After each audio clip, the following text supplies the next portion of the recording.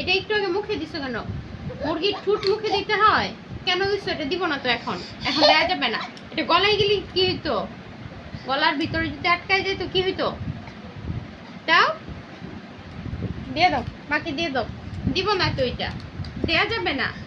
গলায় গলায় উফ, কি কি সমস্যা? কি আমার দিকে তাকাও, কি সমস্যা? কি হয়েছে?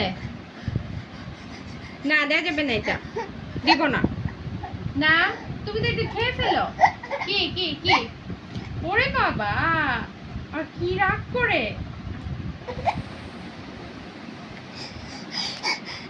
না, এটা দেয়া যাবে না, তুমি এটা খেয়ে ফেলো। এই যে ঠুট খেয়ে ফেলছো একটা, এটা গলায় আটকে যেত।